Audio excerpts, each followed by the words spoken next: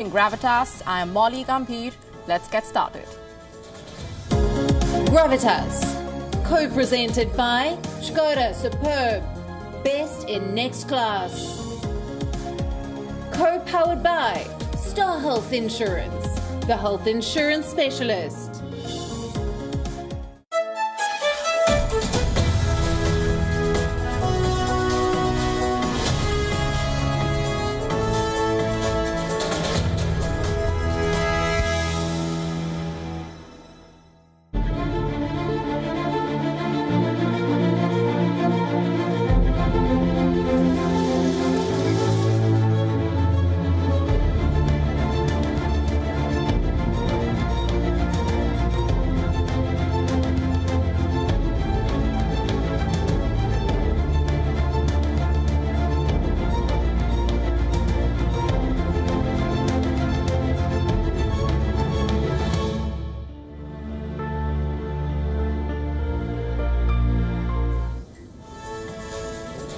It has been almost a year since the Wuhan virus started spreading its tentacles across the world.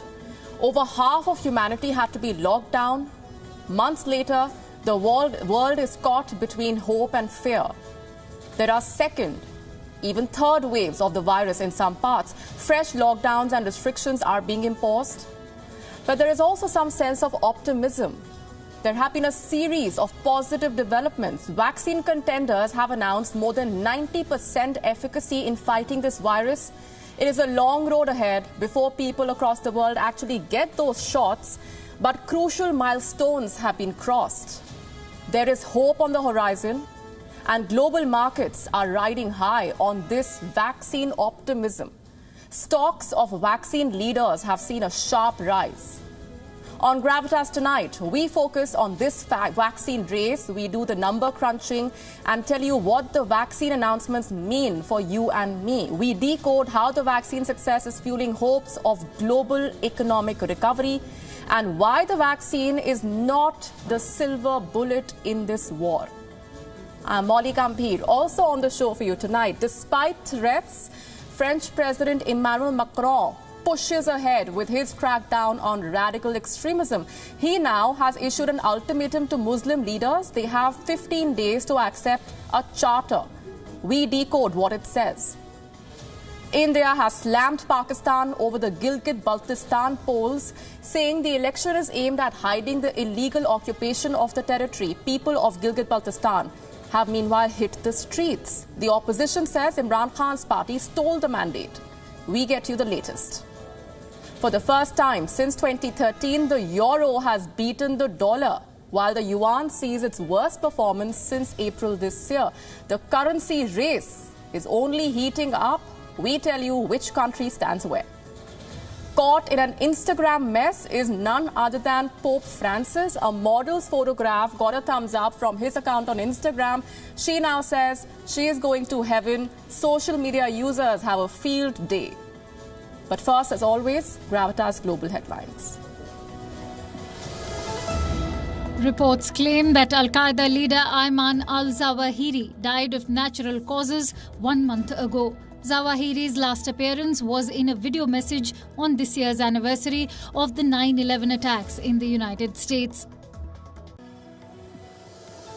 In a review meeting held with the top security brass in India and attended by Indian Prime Minister Modi, it has emerged that Jaish-e-Mohammed terrorists killed in an encounter on the outskirts of Jammu were planning a big terror operation on the anniversary of the 26/11 Mumbai attack. Amid fears of erosion of Hong Kong's judicial independence by Beijing, Hong Kong High Court has ruled that its city government breached the Bill of Rights on torture and cruel treatment.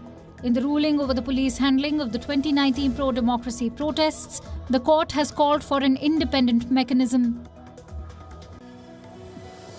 Thailand's Prime Minister Prayut Chan-o-cha has threatened to use all laws, all articles, to take action against pro-democracy protesters, prompting fears that the kingdom's harsh lèse-majesté law could be used against individuals.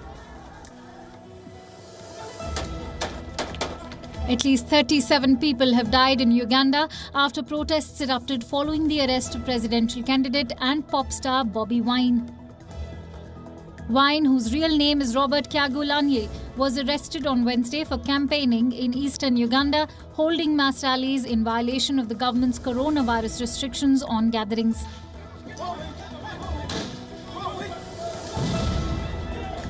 Prime Minister Boris Johnson is expected to set out his decision later on the findings of an inquiry into the conduct of Home Secretary Preeti Patel. According to sources, the Cabinet Office report has concluded that Ms. Patel broke rules on ministers' behaviour. Patel has always strongly denied the allegations of bullying. Another source claims that the British Prime Minister had buried the report against Patel. Mexico has surpassed 100,000 deaths from coronavirus, and with that, Mexico becomes the fourth country in the world to reach a grim six-figure milestone after the United States, Brazil and India. Heavy snowfall in Russia's eastern region has prompted a state of emergency. The Russian state of Vladivostok was covered with snow and has left over 150,000 people without water and electricity. Snow-covered trees also fell on roads, halting movement and traffic. 20-time Grand Slam champion Rafael Nadal is through to the semi-finals of the year-end ATP Finals for the first time in 5 years. The Spanish world number 2 beat defending champion Stefano Tsitsipas 6-4, 4-6, 6-2 in what was a must-win third round-robin match for both players. Nadal finishes second in his group behind Dominic Thiem and will take on Russian Daniil Medvedev in the semis on Saturday. A second member of the South African squad has tested positive for COVID-19 ahead of the limited series against England that starts next week. The unnamed player has been moved away from the hotel in Cape Town, where both teams are staying, and placed in isolation. Cricket South Africa say the player did not come into contact with the rest of the squad, but they have cancelled an intra-squad match that was scheduled for Saturday. We begin tonight with a story that has dominated headlines in the last few weeks. The vaccines. They are not here yet, but we are close. And this could be the beginning of the end to this pandemic. After 11 months of suffering and more than 1 million deaths, we could finally be turning a corner. November has been a good month for vaccine makers and scientists. Pfizer and BioNTech reported their results first. They earlier claimed their vaccine is more than 90% effective, and after completing the final analysis, the company now says the vaccine is 95% effective. In today's developments, Pfizer has moved US regulators to seek approvals for emergency use for its vaccines. Good news came from Russia as well. Makers of Sputnik V claimed their vaccine is 92% effective. The next results came from Moderna. They say their vaccine is 94.5% effective. The markets have welcomed these developments with open arms. The vaccine makers have injected trillions of dollars into the stock markets this month. The total value of equity markets around the world touched an all-time high, $95 trillion. The vaccine news added more than $1 trillion to the S&P 500, the American stock market index that measures the performance of 500 large companies in America. The Indian markets have registered significant gains in this period too. There was a sharp fall yesterday, but the larger sentiment remains positive. Stocks of vaccine makers are selling like hot cakes. Here is how much they have gained since the year began. The stock of biotech company Moderna has risen by 376%. Pfizer's partner BioNTech rose 157%. It has been a dream run for Novavax, another vaccine maker. In October, its stock jumped by a whopping 2,840%. 2,840. One share of Novavax was valued at $4 at the beginning of this year. By October, it was priced at $117. As of today, it is dealing at around $86.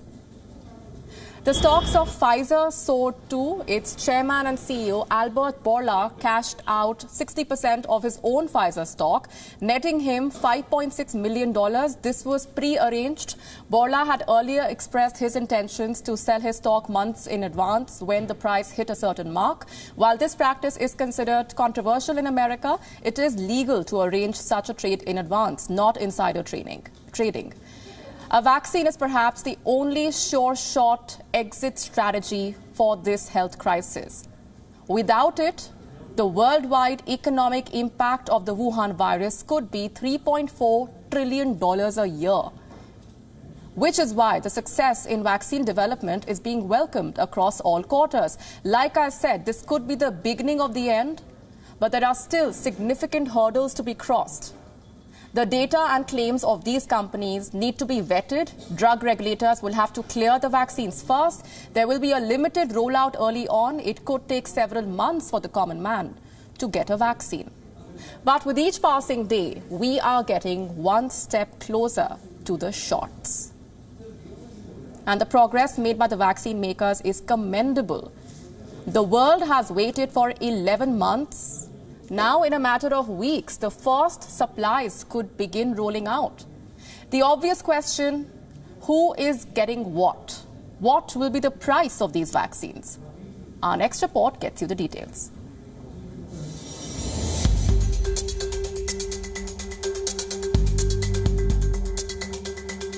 These are among the world's most promising shots.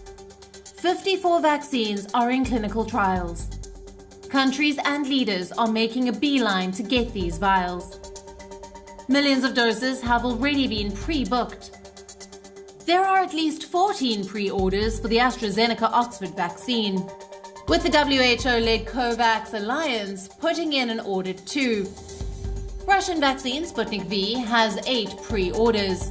Asian countries like India, Nepal and Vietnam have made a promise to buy this vaccine.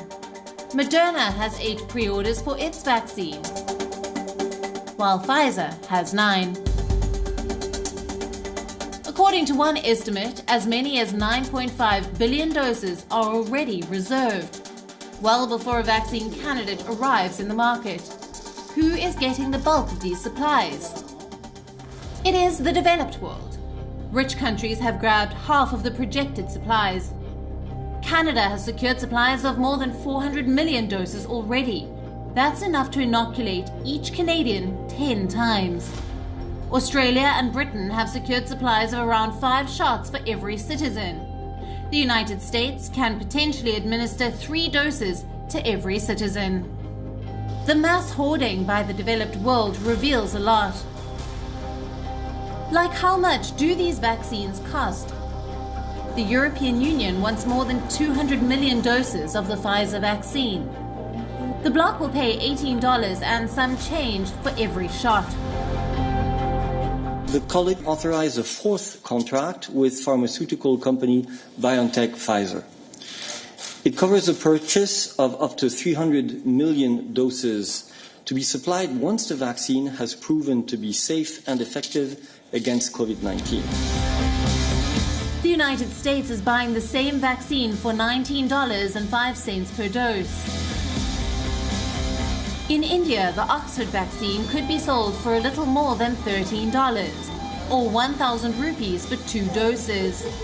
Even at those prices, the makers of the Oxford vaccine in India say it will take 4 years to vaccinate everyone in India. The vaccines are close to the finish line, but major hurdles still remain. The trials are not yet over. Limited manufacturing capacities and mass hoarding could mean a shortage of supply early on. We're at a point where we're really seeing the promise, where we're seeing that even these new technologies may produce vaccines that are going to help us meet this need, but we're waiting for more data, longer follow-up, and then even as that becomes available, hopefully in the next couple of months, and for other candidates, we also have the issue of having enough vaccine to really make an impact on the pandemic.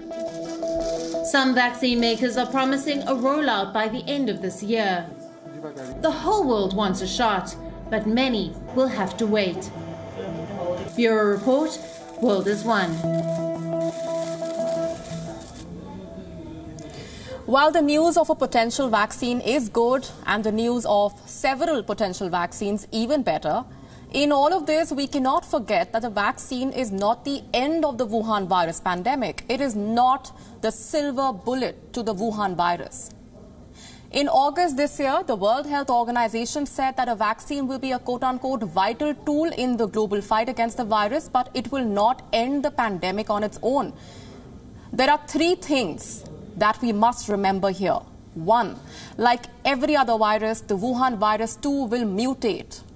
The SARS-CoV-2 is an RNA virus, so like flu and measles, the Wuhan virus is also more prone to changes and mutations. While a potential vaccine is likely to take into account vast majority of Wuhan virus strains, say a random mutation occurs somewhere down the years, then the vaccine may cease to be ineffective.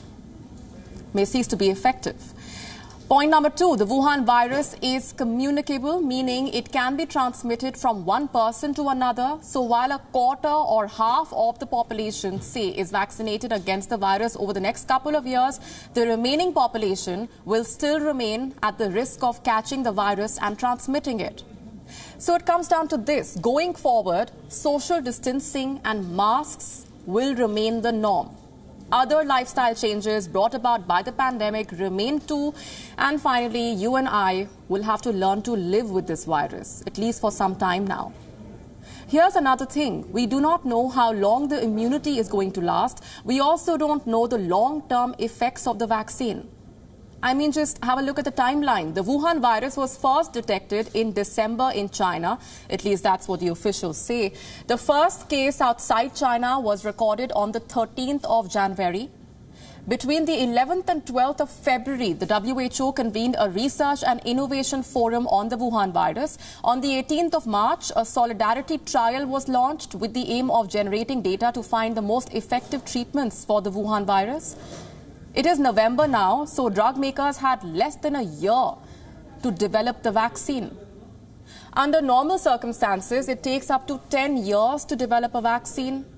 The discovery and research stage alone takes 2 to 5 years. That period was cut short. Potential Wuhan virus vaccines went into clinical trials as early as March 17. That's just 3 months into the discovery of the virus.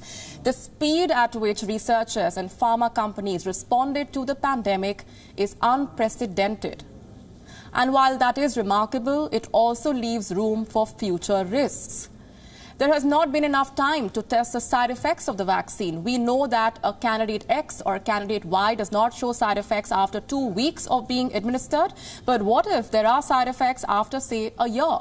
These are questions we do not have answers to. And these are hurdles that remain.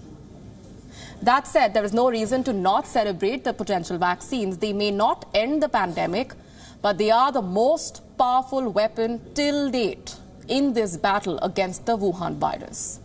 And it will be unfair to expect that this weapon, the vaccines, will come free of cost. Like I mentioned, it takes 10 years to develop a vaccine. Given the situation, drug makers have expedited the process and have delivered potential vaccines in a fraction of that time, less than 1/10, to be close to precise. Drug makers have pooled in all their resources in the middle of a pandemic to come up with a vaccine. It takes approximately $500 million to develop a vaccine. Drug makers are estimated to have spent around $1 billion to develop a Wuhan virus vaccine. While there should be no milking of this health crisis, expecting drug makers to sell at cost price or below cost price would be unfair and could snatch incentives from future rapid vaccine discovery. On to what's happening in France now, where President Emmanuel Macron, undeterred by the threats of the Islamic leaders, is moving ahead with his plans to crack down on radical Islam. The French president has now issued an ultimatum to Muslim leaders. They must accept a charter in 15 days, a charter that is a significant step towards regulating Islam in France. Here is what this is all about. This is about the Charter of Republican Values, quote unquote. French President Emmanuel Macron wants Muslim leaders to accept this. The French Council of Muslim Faith has been given a 15-day ultimatum. They have been asked to accept it, and it seems like they will. Already the council has agreed to step up a national council of Imams, one that will issue or withdraw accreditation to Imams. The charter is very specific in its description of Islam. It will state that Islam is a religion, not a political movement. The charter prohibits foreign interference in Muslim groups. Earlier this week, the French president met with 8 leaders of the French Council of Muslim Faith. The French Interior Minister was also present. Reportedly, with this charter, the Macron government wants to inscribe 2 principles in black and white: the rejection of political Islam and the rejection of foreign interference. Macron is wasting no time here. His government has finalized a bill to prevent radicalization, something that was proposed earlier this year. Some tough measures have been proposed.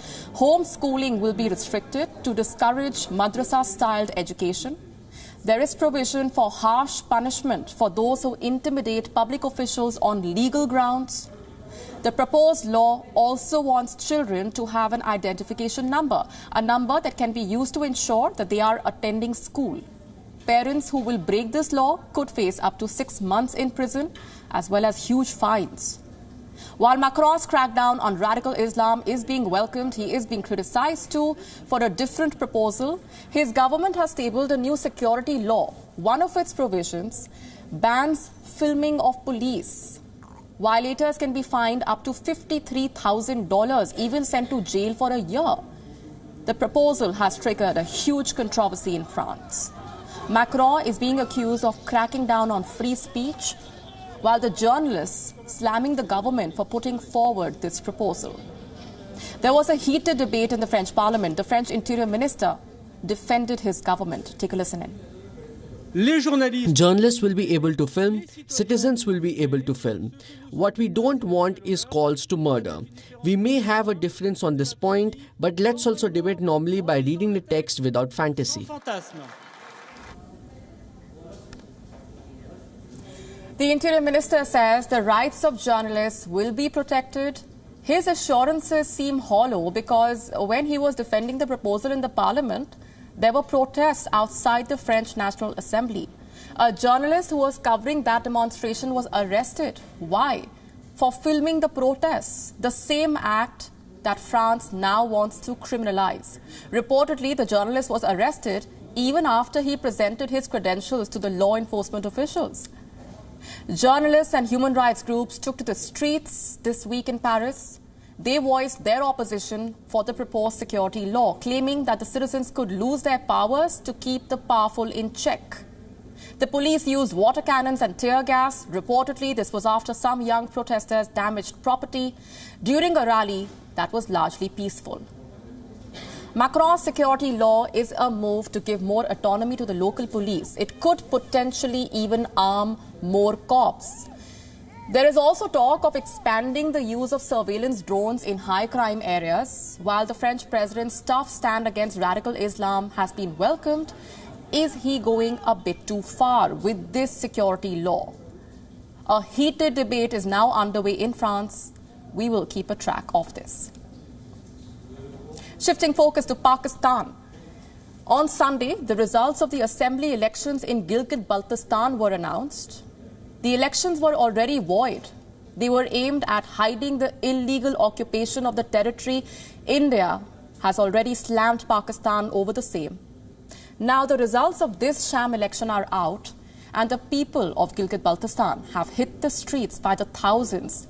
Leading these people is Pakistan's opposition, which says Imran Khan's party stole the mandate. Our next report explores. आपका mandate चोरी किया गया है गिलगित बल्तिस्तान के आवाम के vote में धक्का डाला है. For more than 4 days, the people of Gilgit-Baltistan have been protesting. Thousands are out on the streets. They are angry over the initial result of the recently concluded assembly polls. Leading these polls is Pakistan's opposition, which says the mandate has been stolen. जो अभी जारी धांधली है, आपसे जो 3 सीटें अभी भी चोरी करने की कोशिश कर रहे हैं, हम उनको वो 3 सीटें चोरी करने की कोशिश नाकाम करवाएंगे। आपका एहतजाज यहाँ होगा, जगह जगह होगा जहाँ भी धांधली हुआ है। On the 15th of November, elections were held on 23 seats for the 3rd Legislative Assembly in the province. Imran Khan's party, the Pakistan Tehreek-e-Insaf, is said to be leading in 8 to 9 seats. Bilawal Bhutto's Pakistan People's Party has bagged 3 seats. 2 seats have gone to the Pakistan Muslim League Nawaz, 1 each to the JIUF and the MWM. And 7 seats have been won by independent candidates. The final result is still not known. The election authorities say it will take more time. But the opposition says the outcome will be a foregone conclusion. They say election officials are making backdoor attempts to make the PTI attain a majority. In question is the unverified image of Gilgit-Baltistan Election Commissioner Raja Shabazz meeting PTI Minister Ali Amin Gandapur. The image is being circulated by opposition leaders hinting at foul play.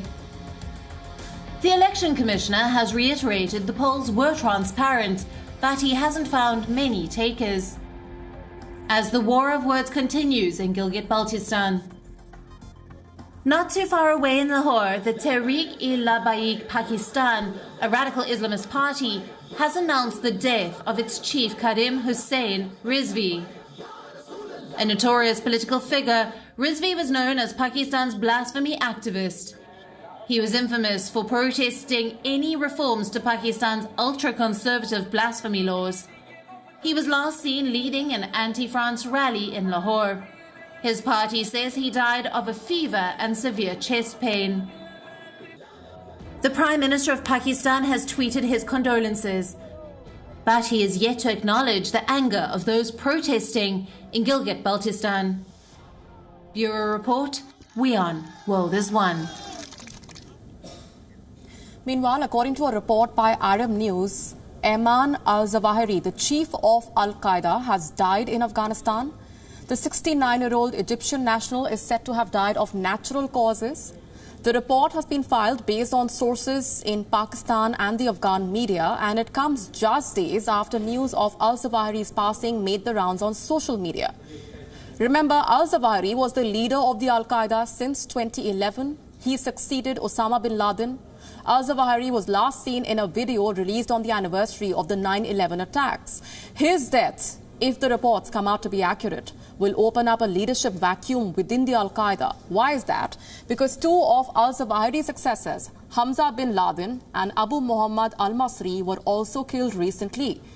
So who is it going to be, and is Ayman al-Zawahiri actually dead? Watch this space.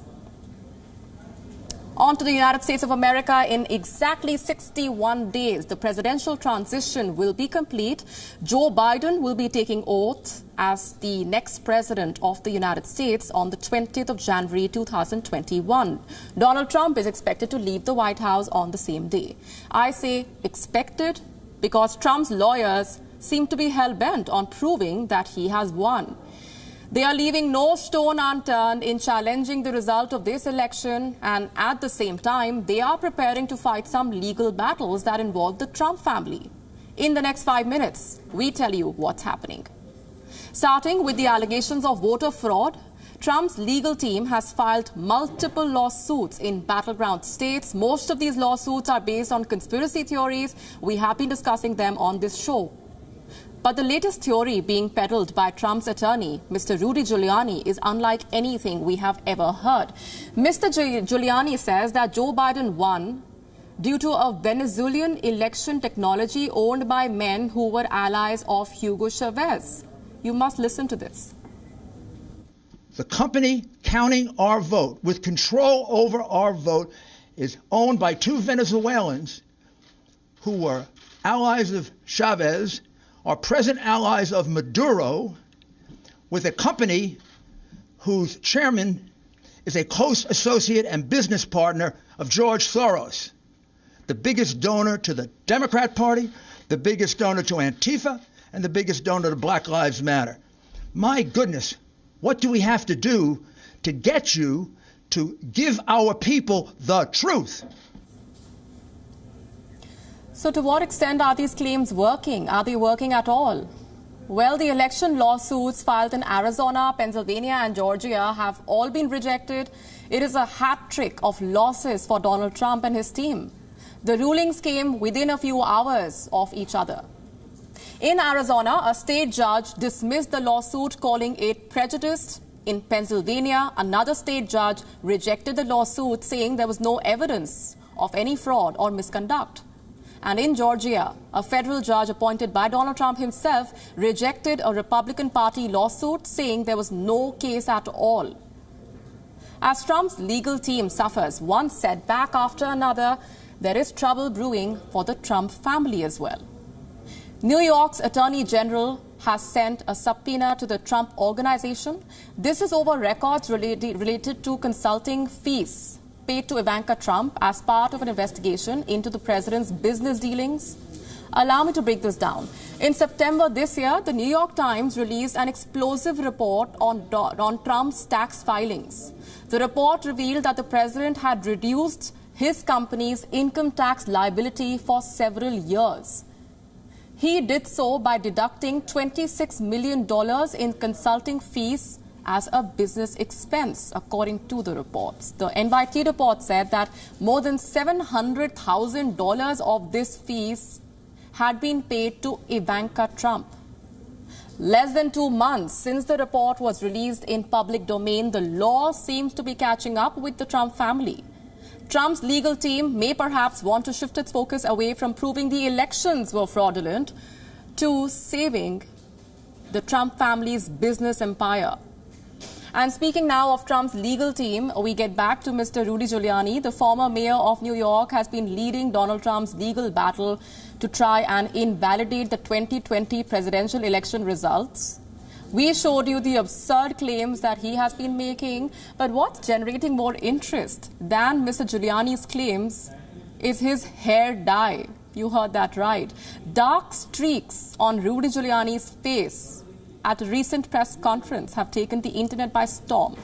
I'll leave you with this.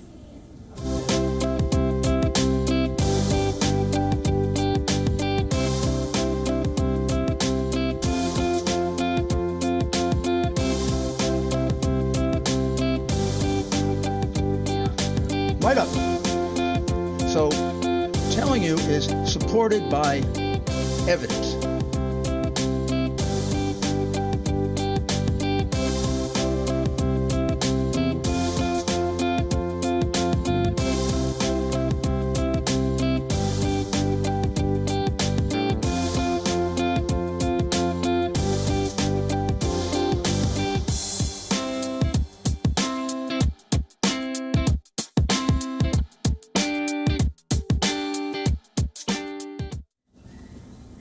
For the first time in almost 8 years, the euro has beaten the dollar as payment currency. You heard that right. The euro was the most used currency for global payments last month, and this has happened for the first time since 2013. This is according to data released by the Society for Worldwide Interbank Financial Telecommunications, or SWIFT. This body handles cross-border payments for more than 11,000 financial institutions in at least 200 countries and regions. Now, according to SWIFT, 37.82% of its cash transfers were handled in euros last month. 37.82%. This is the largest portion since February 2013 and an increase of more than 6 percentage points from the end of last year. What about the dollar then? Well, it contributed to 37.64% of SWIFT cash transfers. The usage has fallen about 4.6 percentage points from December last year. What led to this fall? According to experts, a variety of factors: trade upheaval, a pandemic-induced recession, and months of political disharmony. All of it together is set to have renewed pressure to reduce the share of international payments in dollars. To add to that, the US currency has also weakened more than 11% since March. Observers are predicting its valuation to drop further. It would be suffice to say some tough times lie ahead for the dollar. What about the other currencies then, like the Canadian dollar, the British pound, the Japanese yen? According to SWIFT data, all these three currencies together held 12.25% of transactions in October. And lastly, how could we forget the Chinese currency, Yuan? Often on this show, we have discussed how the Yuan is integral to Xi Jinping's ambition of global domination. The Yuan is being honed to topple the US dollar as the global currency, but its prospects do not look too bright. According to SWIFT, Yuan's share as payment currency fell to 1.66%. This is its worst showing since April this year. Remember, since 2014, the Yuan in general has averaged slightly less than a 2% share globally, a trend that is quite unlikely to change in the months to come. Pope Francis may be going down history for the biggest social media faux pas of all time. His official Instagram handle was caught liking and later unliking a photo of 27-year-old Brazilian bikini model. How did that happen? The Vatican is tight-lipped and has instead asked Instagram to explain. Take a look. What's done cannot be undone. That rule applied to Macbeth when he killed Duncan. Mi benedica Dio Onnipotente, Padre, Figlio e Spirito Santo. And some 400 years later, it applies to the Pope's Instagram handle. Here's some context. The Pope's Instagram account was caught liking a saucy photo of a bikini model. You heard that right. Meet Natalia Garibotto. The 27-year-old Brazilian model is sure she's going to heaven because the Pope has liked her Instagram photo.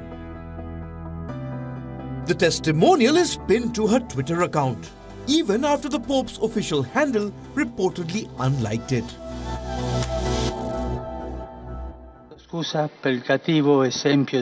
It all started on the 14th of November, when reports emerged of Pope Francis blessing a model with a like. The Catholic news agency of the CNA asked the Vatican for its comment. The next thing you know, the like was removed. Too bad, the screenshots and the headlines remained. Pope Francis reportedly has a social media team that manages his Instagram.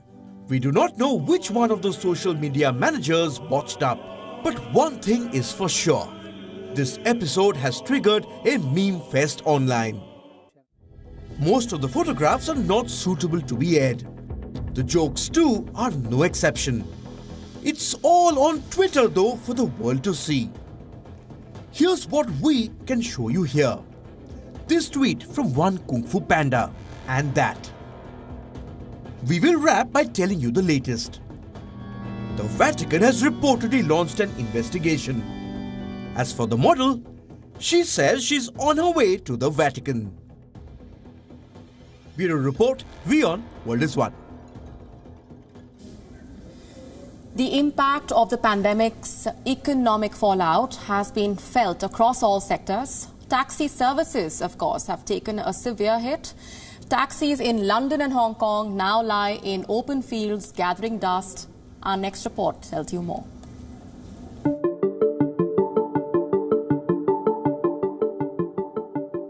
Around 150 of London's black taxis lie in fields outside the city, abandoned and collecting dust. A similar scenario can be witnessed in Hong Kong, where hundreds of buses have been off the roads for about 10 months now. COVID-19 The consequent lack of demand and battered tourism are to blame here. The tourism sector has evidently taken a hit amid the pandemic. The London black taxis, which were once a British symbol of economic activity and tourism, now have nowhere to go. And if that wasn't enough, these taxis have now become the target of thieves who remove catalytic converters and diesel particulate filters. Parts that may take some $160,000 to replace. Drivers would usually rent these black taxis, but now they are out of work. Well, what you can see here behind us is basically storage of, the majority of our fleet of taxis, unfortunately, are not being rented at the moment by licensed drivers because there is no work for them in London. So our fleet at the moment is just sitting here doing nothing, and drivers are sitting at home without any work because of the current pandemic. As per the figures from transport authorities in London, the number of licensed taxis has fallen from more than 19,000 to 15,000. I couldn't tell you if we're confident to get through this at the moment. It is a struggle, and it's day by day now, not knowing what's going to happen. It's taken a massive impact on the business, and yes, to be quite frank with you, we are hanging on a thread, as many other businesses are, but also you have many other businesses who have had to totally fold, Major taxi services have found themselves in dire straits and have little hope of being able to recover the losses caused by the pandemic.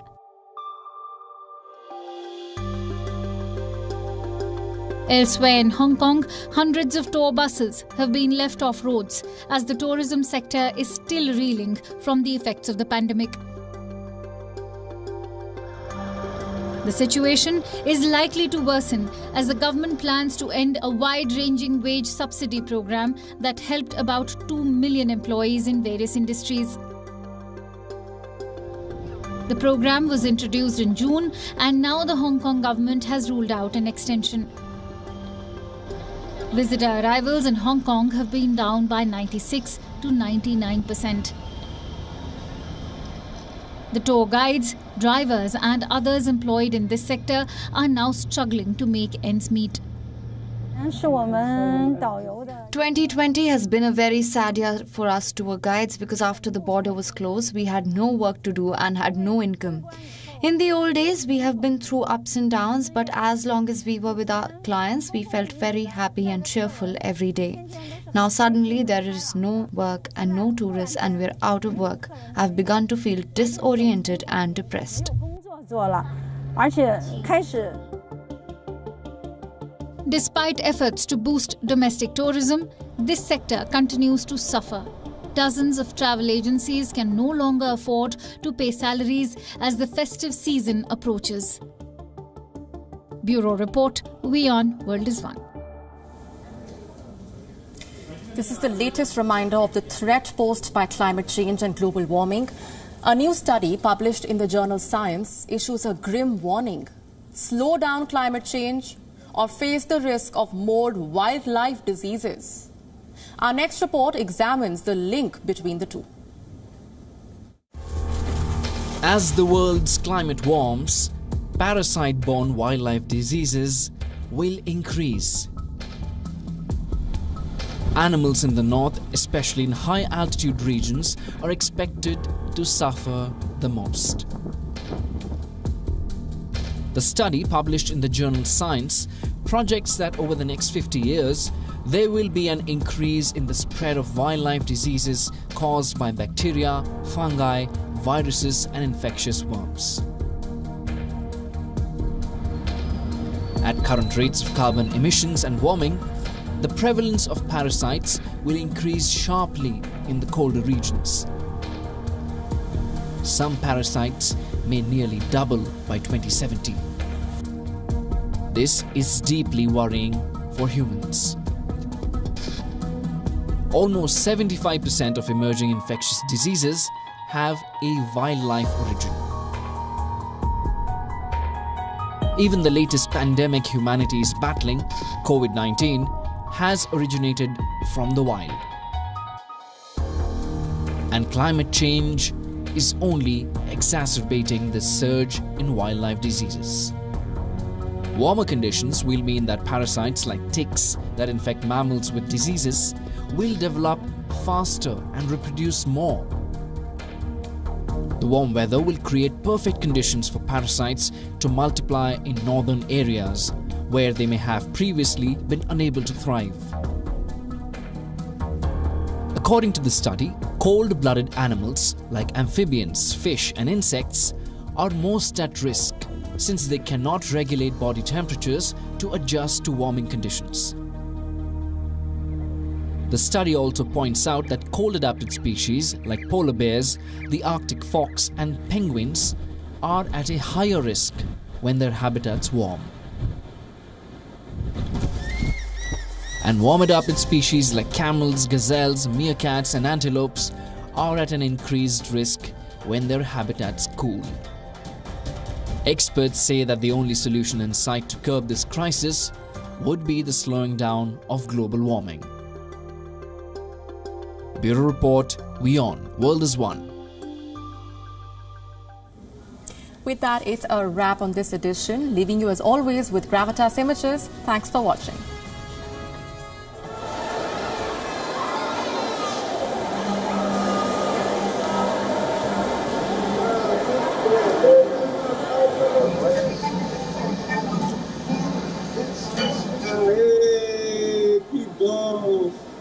Vamos fazer uma festa.